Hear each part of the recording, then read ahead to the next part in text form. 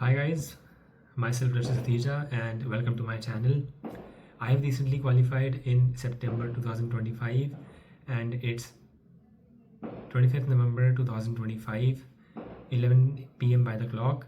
And the purpose of this video is to make you understand how I scored 72 marks after failing for two consecutive attempts in audit from 32 and 33 in November 2024 and May 2025. Okay, so the purpose of this video is not to boast about my scores or to say that okay, I have scored really good marks, but the main purpose of this video is to make you understand that I am also average student, a below average student, and I also had my difficulties with audit. I also had my doubts that how I will be able to clear this exam, and at the verge of leaving this course due to audit, I changed my strategy and focused on how how much what new I can do or what different I can do so that I can clear these exams. So let's go. First question that many people asked me, that which material did I use. I referred Sir Shubham Keswani sir's material completely. I followed his material, question bank, notes, and if you want to follow other material as well, you can follow RTP, you can practice some RTP, etc. So when I failed in July 2025, I wrote my mistakes, that what are my shortcomings, what are the limitations in my preparation, and majorly it was related to three things. First thing was about my question bank, not solving question bank. Second thing was regarding the not attempting mock test paper, and thirdly, not revisiting or recalling our notes on the regular basis. Cumulative revision, we can say that.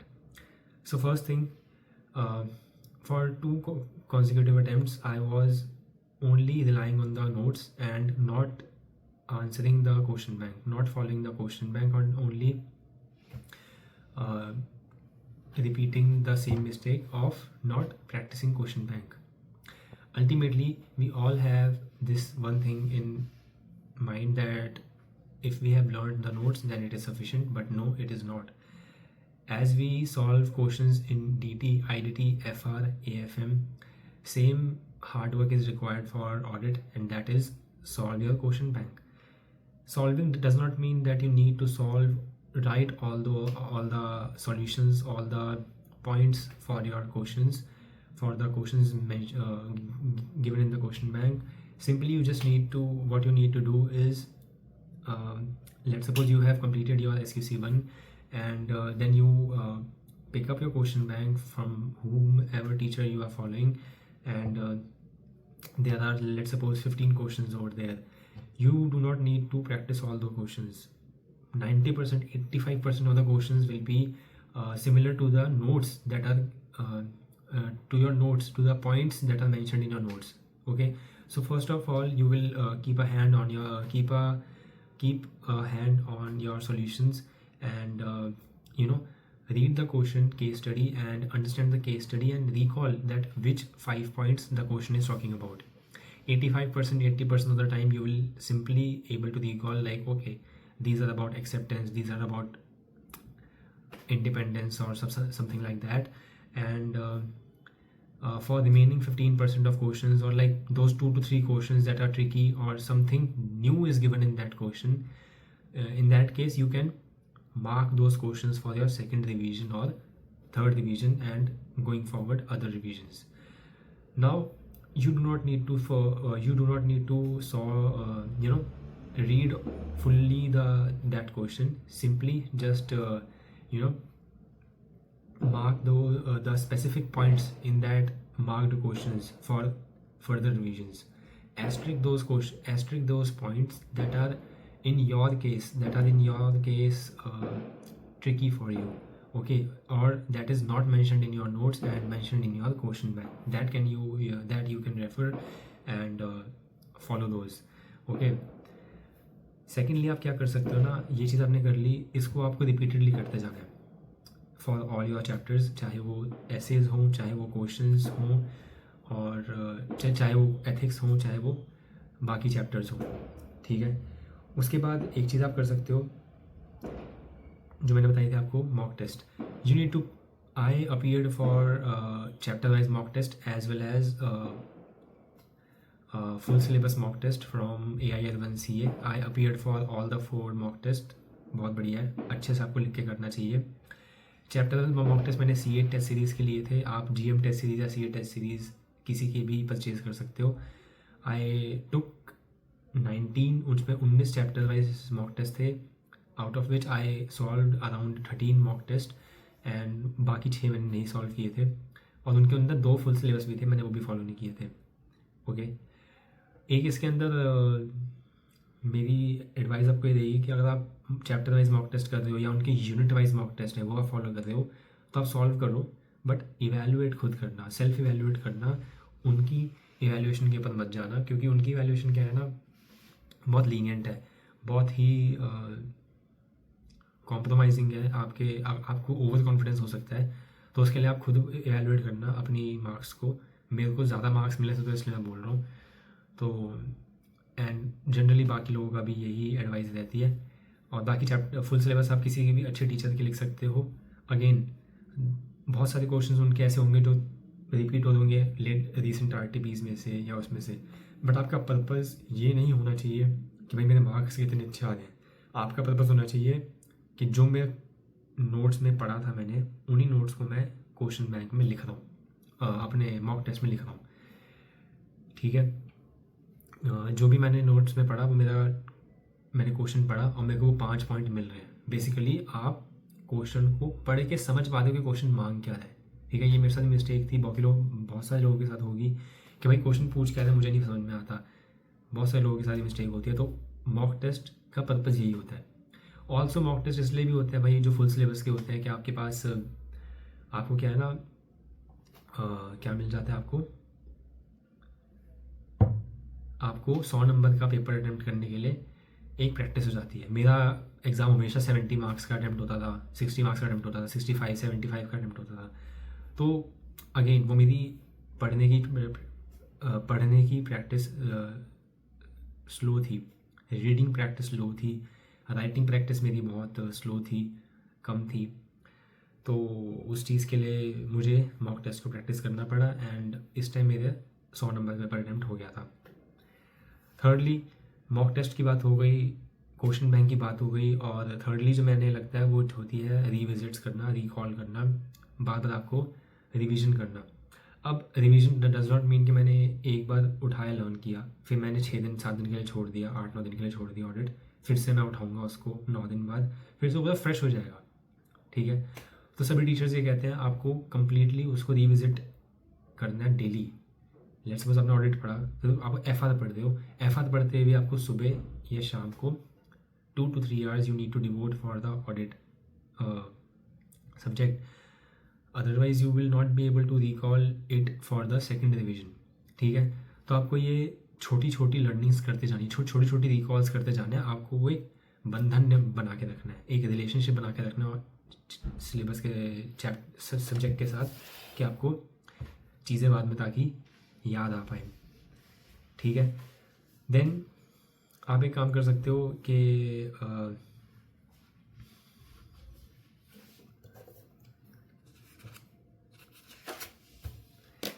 एक चीज़ आप कर सकते हो कि जब मैंने clear नहीं किया था तो मैंने किसी से रेफरेंस ली थी, गाइडेंस ली थी। बहुत सारे लोग हैं वैसे तो, श्रुति थी, एक भाविन गुप्ता थे, बहुत सारे लोग थे, my friend Rishabh, so shout out to them, मुझे उन्होंने बहुत हेल्प करी। बट एक चीज़ मैं आपको बताता हूँ कि देखो ऑडिट का सिलेबस ना बहुत वास्ट लगता है, बट है बड़ा छोटा। इन व्हाट सेंस, अगर 118 नंबर का क्वेश्चन पेपर आता है तो उसमें से SQC1 5 नंबर का होता है, प्रोफेशनल एथिक्स 22 नंबर, 20 से 22 नंबर का होता है, ऐसे 800, 2400, 4400 की सीरीज़ हमारी 15 to 20 मार्क्स की आती है, मिनिमम 15 नंबर की आती है और 20 नंबर की भी आ जाती है। ESG 5 नंबर का आता है, कादो 5 नंबर का आता है, ठीक है। दो नंबर के MCQs भी आ सकते हैं। PSU, NBFC, internal audit, group audit again 5 से 10 नंबर का आ सकता है। Due diligence, forensic accounting, investigation 5 number का कंफर्म, इन 3 में से पक्का उठेगा क्वेश्चन। अगेन बाकी स्टैंडर्ड ऐसे 200 से लेके 700 हमारे 30-35 नंबर के आते हैं। बैंक ऑडिट, डिजिटल ऑडिट आपकी लास्ट प्रेफरेंस होनी चाहिए। 5 नहीं, दोनों 5 नंबर के 10 नंबर के एग्जाम में आ जाते हैं। अदर मिसलेनियस चैप्टर जैसे audit planning and risk assessment, internal control, ये भी आप कर सकते हो। तो मैंने ये वेटेज क्यों बताई? The purpose of this weightage is तो आपको मोटिवेशन मिलेगी। जैसे जैसे आपने SQC1 ख़त्म किया तो 5 नंबर का कंफर्म SQC1 आएगा। क्वेश्चन नंबर 1 के अंदर A B C में से एक क्वेश्चन उसका होता है जो 5 नंबर का क्वेश्चन पक्का उठता है। अगेन एथिक्स हर क्वेश्चन में 5 नंबर का होता है। MCQs भी इस बार तो शायद 25 नंबर से भी ज़्यादा का आया था सितंबर 25 में। तो एथिक्स को आपको अच्छे से पढ़ना है और उसके क्लॉजेज अच्छे से आपको याद करने हैं और बाकी चीज़ों को अच्छे से समझ के चलना है। क्लॉजेस के साथ भी एक लाइन होती है जो भाई आपको एक्स्ट्रा मार्क्स दिला सकती है, वो भी आपको लर्न करके चलनी है, ठीक है। तो SQC1 एथिक्स हो गए। ऐसे 800 की 800, 2400, 3400, 4400 15 नंबर ही हो गए। तो 5, 22, 27, 27, 15, 32, 27, 15, 30, 42, 42 और 10 ESG और कादो 5, 5, 10। तो 52 मार्क्स हमारे यहीं पे हो जाते हैं। हमने कितना कम सिलेबस कवर किया बट 52 मार्क्स 118 में से 52 नंबर में भी यहीं पे कवर हो गए, ठीक है। तो आपको मोटिवेशन मिलेगी जब भी आप सिलेबस करते जाओगे ना, आपको दिखेगा कि भाई 5 नंबर का क्वेश्चन पक्का उठेगा। हमें क्या लगता है ना कि एग्ज़ाम में क्या आएगा, भाई मेरे को नहीं पता, मुझे नहीं समझ में आ रहा कि मैं ऐसा क्या मिस्टेक कर रहा हूँ एग्ज़ाम के अंदर जो मैं ICAI की लेवल को, ICAI की बेंचमार्क को 40 नंबर के बेंचमार्क को मीट नहीं कर पा रहा हूँ। I was in the same shoes as well. So yes, आप डेफिनेटली ये सब चीज़ें फॉलो कर सकते हो एंड आपको रिजल्ट्स मिलेंगे। क्वेश्चन बैंक प्रैक्टिस करो, मॉक टेस्ट लिखो और क्यूमुलेटिव रिविजन्स क्यूमुलेटिवली रिविजिट करते रहो। Do not leave the contact of the chapter, do not leave the contact of the audit as a subject. Another thing what I did was, आप जो चीज़ कर सकते हो, किसी भी जिसके भी आपको लगता है कि कोई रैंक होल्डर है, उनकी आप मार्कशीट, उनकी RTI कॉपी और अपनी RTI कॉपी को page bye page, answer by answer compare करके देखो कि मैंने क्या क्वेश्चन को समझा, मैंने कैसे क्वेश्चन को इंटरप्रेट किया और क्या मेरी इंटरप्रिटेशन सही थी, ठीक है। इन सब चीज़ों को देखने के बाद आपको समझ में आएगा कि भाई नहीं, मेरी इंटरप्रिटेशन गलत हो सकती है, मेरी इंटरप्रिटेशन में जो मैंने सोचा था वो आंसर नहीं था, हो सकता है मैंने सोचा ऑब्जेक्टिव्स बट कुछ और ही निकल के आ रहा है, ठीक है। तो आप वो चीज़ कंपेयर कर सकते हो डेफिनेटली। और RTI से आपको ये भी समझ में आएगा कि भाई जिस इंसान को 5 नंबर मिले और तुम्हें 1 नंबर या 2 नंबर मिले और you are expecting better marks in that specific question, तो आपको समझ में आएगा कि कहाँ पे आपकी शॉर्ट कमिंग थी और कहाँ पे आपको इम्प्रूव करना है, ठीक है। So there is nothing like कि आपने कोई बहुत बढ़िया चीज़ करी है या नहीं करी है। It's all about knowing about your mistakes and इसी तरीके से आप उसको ओवरकम कर सकते हो, okay. And one of my purpose, मेरा ये वीडियो बनाने का पर्पज़ ये भी था, मैंने पहले बताया है कि भाई मैं कोई I am not boasting about my marks और समथिंग लाइक दैट, या मेरा कोई वो नहीं था कि भाई मैंने बहुत अच्छे मार्क्स लाए तो मैं कोई बहुत स्टूडियस इंसान हूँ, नहीं। I been diagnosed as a dyslexic in 2014 or 15 in my 11th or 12th. So yes, dyslexia means a learning disability, a person with a slow learning disability, okay। तो अगर आपको थोड़ा सा भी अपने ऊपर डाउट है या आपको लगता है कि आप नहीं कर सकते हो, सो हेयर्स अ लिविंग एग्जाम्पल, अगर मैं कर सकता हूँ तो आप में भी वो डेफिनेटली आप भी कर सकते हो, ठीक है। Secondly I have focusing issue also, ठीक है। सबके साथ ही आजकल इस टाइम पे इशू है बट डेफिनेटली मेरे पास थोड़ा सा, मैं भी इन चीज़ों से स्ट्रगल करता था, तो अगर आप भी स्ट्रगल कर रहे हो तो जो भी चीज़ें, फ़ोन दूर करना, फ़ोन को सेम रूम में ना रखना, एयरप्लेन मोड पर डालो, बाकी सब फालतू की बातें अनइंस्टॉल कर दो, डीएक्टिवेट कर दो, जो भी है, जो भी आपको ठीक लगता है वो आप फॉलो करो एंड डेफिनेटली आप क्लियर करोगे। ओके। एंड जहाँ भी आपको इशू आता है कि यार मैं नहीं कर पा रहा हूँ, ठीक है, मुझे याद आएगा या नहीं आएगा, तो मुझे एक बात बताओ कि आपके हाथ में आएगा कि एग्ज़ाम कैसा आएगा? नहीं। क्या आपके हाथ में है कि क्वेश्चन पेपर के अंदर एथिक्स से कौन से क्वेश्चन आएंगे, एसक्यूसी का क्वेश्चन कौन सा आएगा, ऐसे 240 आएगा नहीं आएगा, 540 में वो एस्टिमेट्स की बात आएगी नहीं आएगी, 570 के अंदर गोइंग कंसर्न की बात आएगी नहीं आएगी? है क्या? नहीं है। क्या आपके पास ये हाथ में है कि किस चैप्टर से कोई क्वेश्चन आएगा? आपके हाथ में नहीं है, किसी के भी हाथ में नहीं है, ठीक है। आपके हाथ में एक चीज़ है, वो है पढ़ाई करना, फालतू की बातों से दिमाग हटा के पढ़ाई करना एंड वही चीज़ फॉलो करो। अगर आपको याद नहीं हो रहा तो वापस से याद करो, ओपन माइंडेडनेस के साथ याद करो, इस उम्मीद के साथ याद करो कि मेरे को याद आएगा। अगर आप पहले से ही हाफ हार्टेडली चीज़ों को पढ़ोगे, मेरे को याद नहीं आएगा, मेरे को याद नहीं आएगा, तो याद नहीं आएगा, ठीक है। तो आपको अपने आप को बोलना पड़ेगा कि मेरे को याद आएगा। एंड ऑडिट में ये चीज़ बड़ी इंपॉर्टेंट है। अगर आपको ये सोचते रहोगे यार नहीं होगा, तो नहीं होगा भाई। वैसी वो इनहेरेंट लिमिटेशन है सब्जेक्ट की, इनहेरेंट लिमिटेशन ऑफ ऑडिट है कि भाई आपके पास टाइम की कमी है एंड कॉस्ट बढ़ती जा रही है। नहीं, आपके पास टाइम की कमी है एंड बहुत सारा सिलेबस है, ठीक है। तो इनहेरेंट लिमिटेशंस को ओवरकम करने के लिए हम लगाएंगे अपने सेफगार्ड्स। वो सेफगार्ड्स क्या होंगे? वो सेफगार्ड्स होंगे हमारे रिवीजन करना। ओके, ठीक है। तो आपके डाउट्स आएंगे, उन डाउट्स को मोटिवेशन या कॉन्फिडेंस में कैसे कन्वर्ट करोगे आप? ये लिख लो ना, आप अपने सामने लिख लो कि भाई ये 5 नंबर के आते हैं, इन 5 नंबर को मैंने जैसे जैसे चैप्टर कवर करे तो 5 नंबर मेरे पास कलेक्ट हो गए, 22 नंबर एथिक्स करते ही मेरे कलेक्ट हो गए, ठीक है। डेली रिवीजन मैंडेटरी है। आपको ऑडिट को, अगर आप 2 महीने के लिए पढ़ रहे हो तो आपको ऑडिट को डेली पढ़ना है, डेली पढ़ना है। पहले 12 दिन पढ़ो, फिर 12 को 6 दिन में तोड़ो, 6 दिन को 3 दिन में तोड़ो, 3 दिन को 1.5 दिन में तोड़ो, ठीक है। शिवम सर की ये स्ट्रैटेजी थी जो मैंने फॉलो करी थी। मोस्टली चीज़ें मैंने अपने किसी, जैसे मैंने हेल्प ली मेरे फ्रेंड्स से, मेरे कलीग से, और शिवम सर की हेल्प से मैं ये सब बातें बता रहा हूँ। मेरा बहुत सारी अपनी चीज़ें कुछ है नहीं ऐसी खास जो मैंने किसी से सीखी, अप्लाई करी, वो मैं आपको बता दूँ। The only thing that I can lure you to watch this video, कि भाई आपको ये वीडियो क्यों देखनी चाहिए। आई डोंट नो कितने व्यूज़ आएंगे इस वीडियो पे। The only purpose of sharing this video is to understand कि भाई मैं भी बहुत वीक स्टूडेंट था एंड मैंने कोई एक्स्ट्राऑर्डिनरी चीज़ें नहीं करी थी। The only thing I did was के कंसिस्टेंसी, ठीक है। तो कंसिस्टेंसी के साथ आपको क्यूमुलेटिव रिविजन्स करती जानी चाहिए। मतलब आपने एक बार पढ़ा कोई चैप्टर तो उसको 7वें दिन, फर्स्ट डे पढ़ा, तो अब 7वें दिन से पहले अपने फिर से उसको रिवाइज कर लेना है, ठीक है।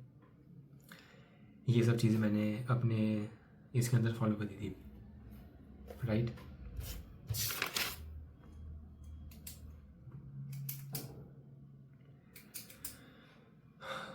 So one more thing that I would like to share here is that a different thing that I did was that I maintained a notebook जिसके अंदर मैंने 1 पेजर 2 पेजर समरीज नोट्स के भी नोट्स बना लिए थे।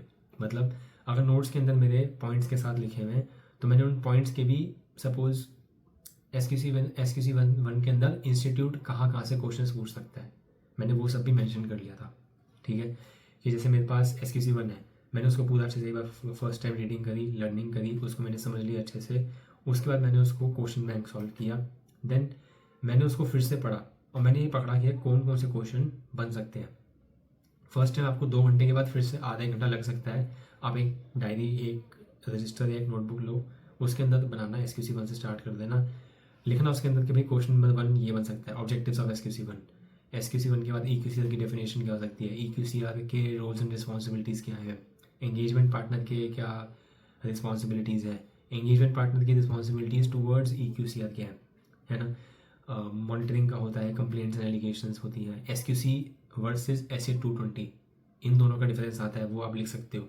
ठीक है, ऐसे बहुत सारे पॉइंट्स हैं। एक वो सेकी का पॉइंट आता है, वो आप वो आप लर्न कर सकते हो। एक वो शुभम सर के नोट्स में होता है कि भाई राहुल वेड्स अंजलि, तो उसके अंदर क्या था, रेपुटेशन, एटीट्यूड, उसने कैसे उसका रेपुटेशन, एटीट्यूड, ऐसे कोई 7 पॉइंट थे। ठीक है, तो मैनेजमेंट के अंदर ये सब चीज़ें हम मेंशन देखते थे, वो सब चीज़ें आप देख सकते हो। तो ये सब पॉइंट्स आपको लिख लेने हैं कि भाई ऐसे 20 से 22 क्वेश्चन, 15 से 20 क्वेश्चन इंस्टीट्यूट पूछ सकता है।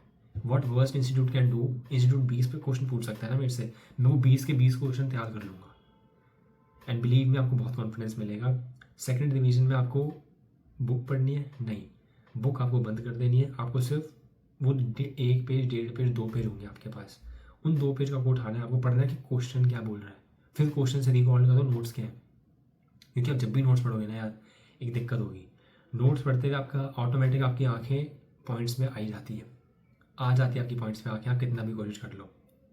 ठीक है, तो आपको उस चीज़ को अवॉइड करने के लिए, उसको ओवरकम करने के लिए आप ऐसी एक सेपरेट नोटबुक बना सकते हो, उसको फॉलो कर सकते हो। एंड डेफिनेटली विल इट, मेरे को बहुत हेल्प करी है बुक, ये 1 पेज रिवीजन मैंने पूरे सिलेबस के लिए बनाई थी, other than professional ethics. Because professional ethics के लिए शिवम सर के बुक्स के अंदर ही, बुक के अंदर ही क्लॉजेस के लिए गिवन है, और मोस्टली वो रीडिंग ही होती है, उसको समझने का ही पॉइंट होता है। मैंने उसी में काम कर लिया था अपना। ठीक है, इसके रिगार्डिंग आपको कुछ हेल्प चाहिए तो हैप्पी टू हेल्प। आपको कुछ रेफरेंस चाहिए कैसा दिखता था, तो मैं आई ट्राई कि मैं उसको स्कैन करके गूगल ड्राइव की लिंक बना दूँ, ताकि आप उसको रेफ़र कर पाओ और समझ पाओ कि कैसी चीज़ें आगे बढ़ानी है। आज से एग्ज़ाम के अंदर आई बिलीव 35 डेज़ हैं, है ना, और 35 डेज़ के अंदर आप अगर आज ही वीडियो देख रहे हो, 25 नवंबर है आज ही वीडियो, मैं शायद आज ही रात को पोस्ट कर दूँगा इस वीडियो को। और अगर आपको लगता है कि आपको ये हेल्प कर सकती है, किसी भी चीज़ तरीके की आपको मेरे से हेल्प चाहिए, I am happy to help. Not many thoughts have been put into this video, I have been just blabbering about my knowledge and experience with respect to this subject.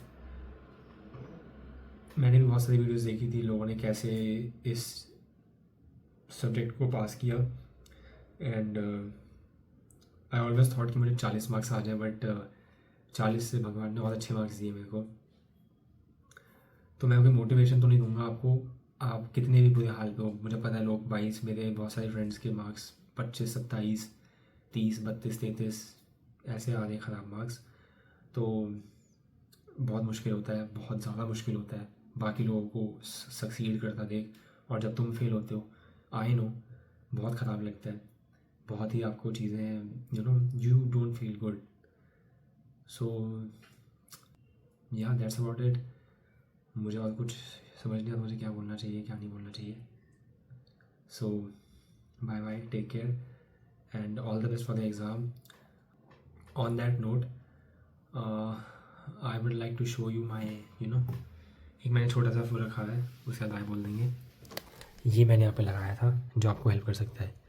Just surrender to me, I will deliver you. Krishna भगवान and all the best.